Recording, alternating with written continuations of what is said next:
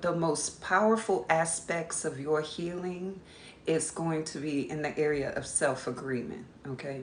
So this is how it works. When things happen, you're in a certain place, you have a certain mind, okay? That mind most likely is not evolved or not as evolved as you are now. How I know that is because we're constantly evolving into new energies, new lessons, new ideas. The thing happens and you have limited information, so you draw conclusions based upon that limited information, right? And if I go back to an example I gave y'all just recently, my son, my middle son, when he was younger, about 9, he's 16 now, but when he was about 9, he said, "You love Jaden more than you love me." Jaden is my oldest son. And I said, "What would make you say that?" And he said, "Because you always give him more food and he always eats seconds." You see how limited that mind was? That's very simple, but I guarantee you that a lot of people are walking around with that simplistic kind of thinking in their head, and they have agreed with it for so long that they really believe that is true. If my son would have grown up with that mind, he would have grown up into a grown person saying, "My mama didn't love me. I was not loved," and nothing could be farther from the truth, right? But he would have carried that perception. Another perception that I hear a lot in the collective is because a mother or a father or both were not there, were not present, didn't teach or neglected or something like that, there's this idea that I am not whole. Okay, there's this idea that I'm in some way broken, I missed out, I'm not whole because I didn't have this, that, or the other thing, and that is not true either. Somebody probably told you that, statistics tell you that, the media tells you that, and it's propaganda, I want you to know. But the truth is, you are always whole, and you have always ever been whole. And the presence or absence of a person does not take away from that.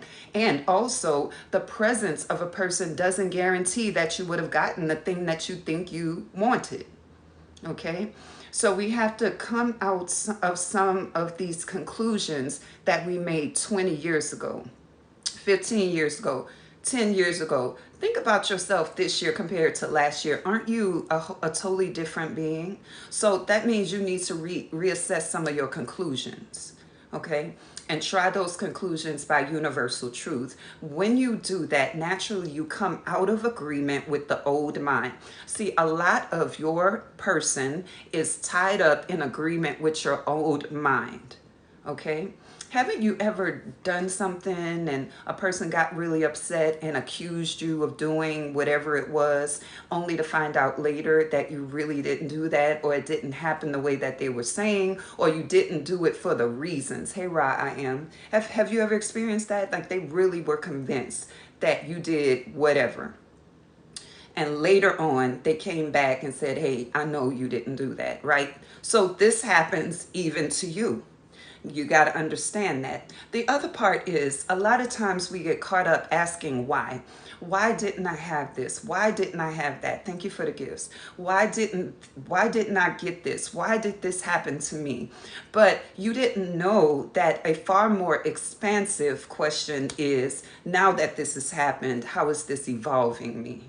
Okay, so it's time for you to reassess some things that are still bothering you to this day. Sit down, and I'm about to go over this in my book study. So I have an ebook. It's called Self-Intimacy, A Beginner's Guide to Self-Discovery. And I'm running a book study based upon the ebook. And we're about to touch on this. That's why it's still fresh on my heart. We're about to touch on this very topic of coming out of agreement with a past self who had limited information. I'm not about to help you deny that something happened. I'm not, hey Cece, I'm not telling you to overlook it. I'm not even denying that it affected you. But what we do have to realize is that some things do need to be reassessed. And you'll find reassessed. And you will find in doing that, that some of your spontaneous healing is going to start coming forward. And what is healing? All right. Thank you so much for those gifts. The healing that I'm talking about is the release of the emotion that is attached to the story, such that the story shifts and you can acknowledge and embrace it as part of your existence, but it is still not causing pain and discomfort. Reassess some things that are still hurting you from your past, and see where the conclusions you drew can be reworked to reflect universal truth rather than the truth as you knew it back then with that in mind. So that's your homework. And if you want to go deeper, get the book, join the book study. Let's do that. Changing the words is the key. The interpretations is key. The belief systems associated with the interpretations is key. It really is.